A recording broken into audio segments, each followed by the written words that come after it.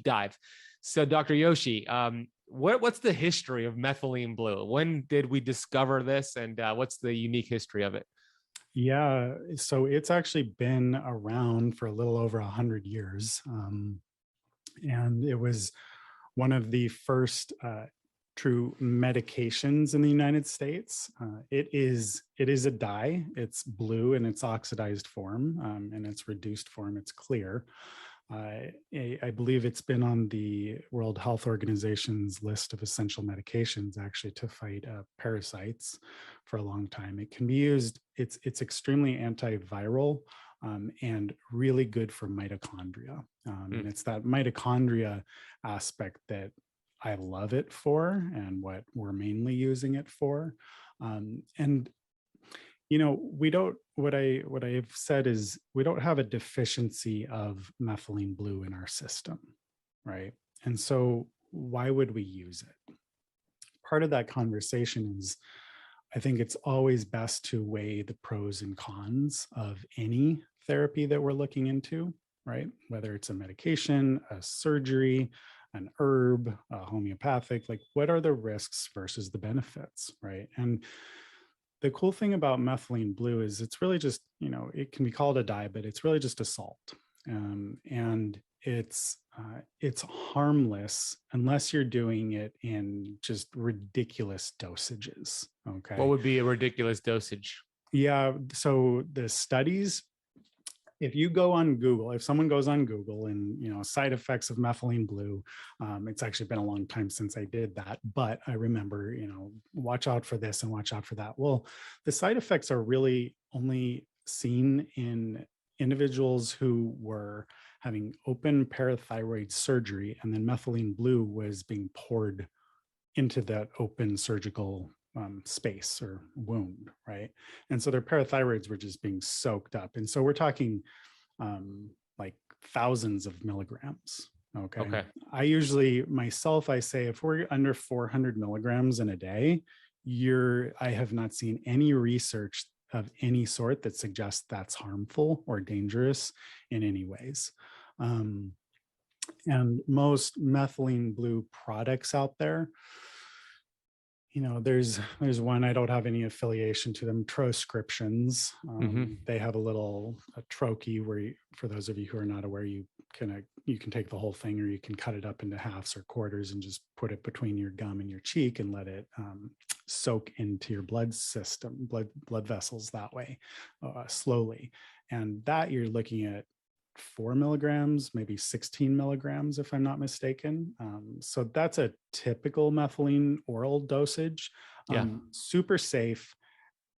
Truly, I have never seen anybody have a side effect from that amount. The only side effect is that your mouth turns blue. Yes. Yeah. Good point. And what's interesting, I actually thought about doing that before coming onto this, just so I talk with a blue mouth. But it absorbs into your system. So you look at yourself in the mirror and you're like, oh my gosh, this is, what would I, and you can try to wash it out, but it doesn't even work. But your body will actually absorb it within, my experience is probably 30 minutes to an hour, maybe 2 hours, because your mitochondria just soak it up.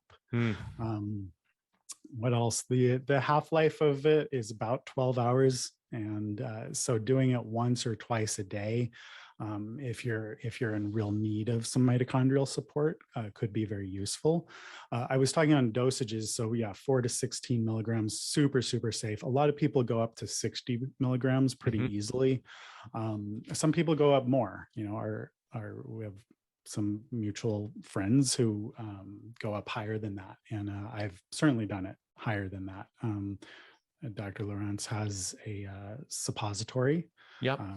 Tried that as well. And, again, as long as you're under 400, if you're under 400 milligrams, there's no concern.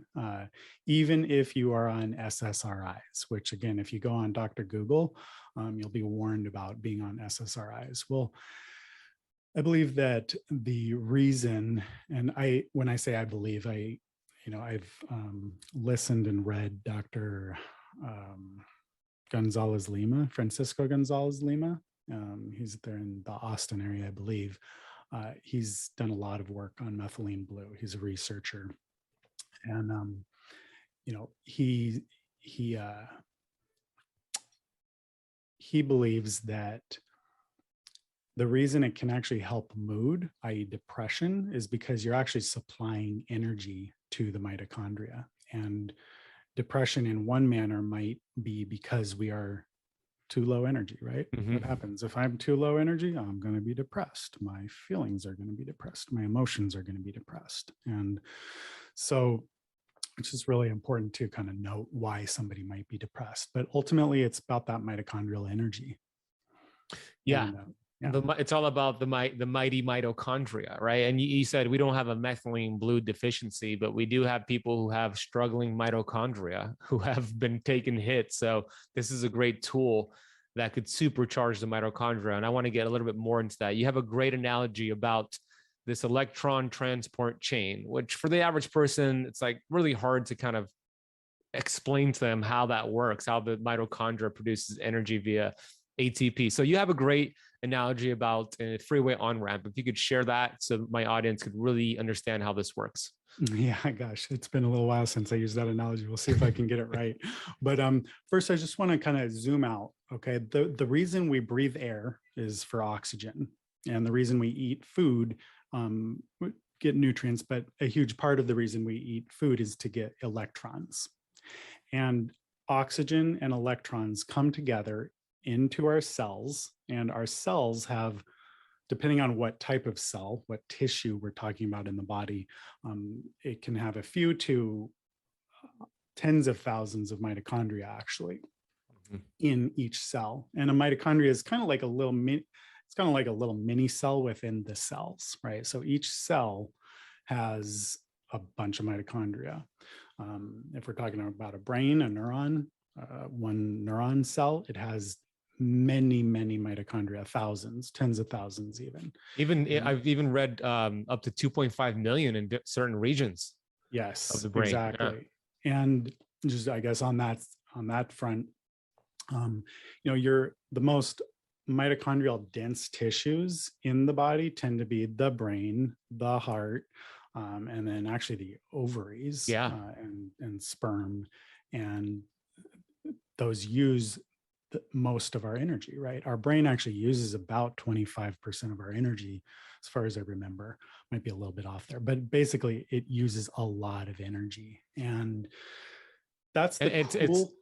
I was going to say that those those cells that you mentioned that are very metabolically high in demand, the brains, the ovaries, the eyes, the heart, etc. What they all have in common is they're mostly needed for survival. The number one priority for the body is survival. So it makes sense that those are the cells that are loaded with mitochondria, because I believe the average cell has hundreds to a few thousand mitochondria, but the brain cells could have over 1 million. Ovaries have about 100,000 in a single cell. So it's really fascinating that that's where I believe in God. I believe God put it there, and it's all for survival. It's so interesting.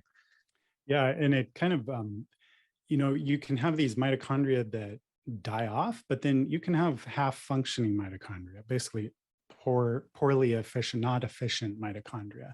And so in a situation where you're have a metabolic disease like diabetes, or if you have dementia, right, your neurons don't, in dementia, your neurons don't, the mitochondria are actually not working well. And that's the cool part about the methylene blue, is it goes right to the mitochondria that need it most, that could benefit from it most.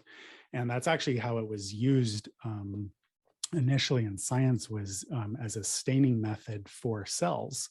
And they noticed that it would go right to the mitochondria. That's why it was useful to stain cells in science. Interesting. Yeah. So where was I? Oh, on the analogy. So again, the whole reason we breathe oxygen and eat food, bring oxygen and electrons into the mitochondria. And the mitochondria, there's basically these complexes, this little electron transport chain. And the whole purpose is for those electrons to kind of go through that system, that little chain, or train. And at the end of it, we produce ATP, energy, our body's main energy source.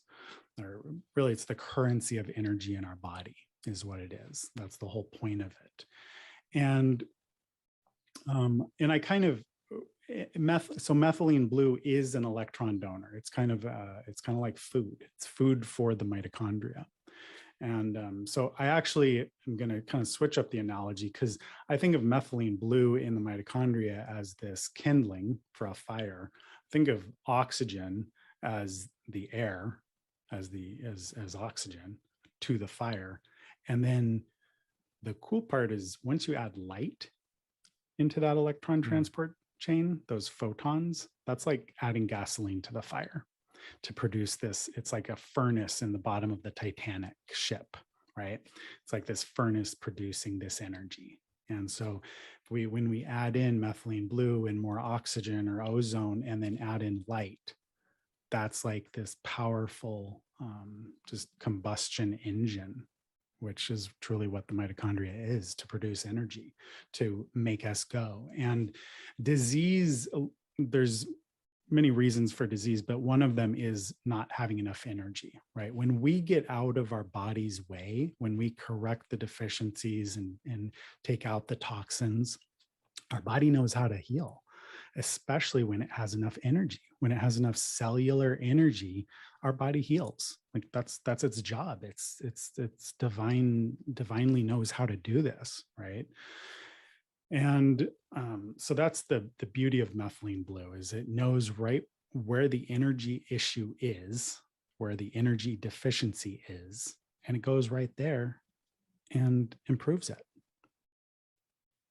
I love it. I love what you said. The quote I have wrote down here: methylene blue is food for the mitochondria, like simply put.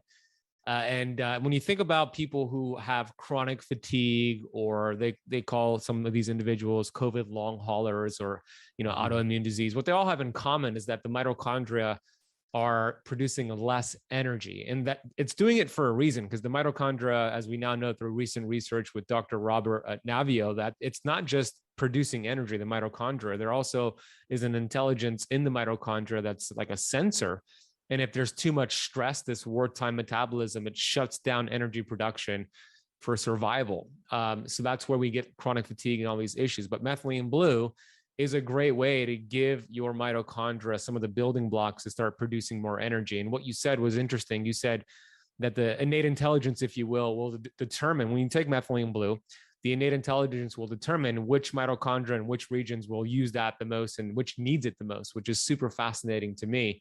And here's the ultimate biohack, because we know also that ketones, when you're in ketosis, communicate with your mitochondria to make more of themselves. That's why when we think about one molecule of glucose gives you about 32 to 36 ATP, one molecule of ketones gives you 400% more, like 132 ATP. Why? Because it's duplicating and duplicating itself. So a great biohack, and I want to hear your thoughts, being in ketosis, taking methylene blue and getting red light. What a great trifecta. What do you think about that? Oh my gosh. You want to talk about health? Yeah. Amen, brother. And you mentioned light. I had mentioned that before. I wanted to go a little bit more into that. Methylene blue absorbs light on pretty much the full visible light spectrum. However, it absorbs best between 660 and 670, which is kind of the center of the red light spectrum. And so when you get methylene blue and add in red light, which regular old sunlight has red light in it. So you don't necessarily need to go out and get one of those fancy red light panels. Although if you wanted to amp it up, getting a nice red light panel, especially in the 660 to 670 nanometer spectrum, supercharges that electron transport chain, supercharges that methylene blue, and supercharges your energy production. And you're absolutely right. Combine that with ketosis, and I mean, talk about a 1, 2, 3 punch towards health. Like, wow, what a gift. Yeah, it's amazing.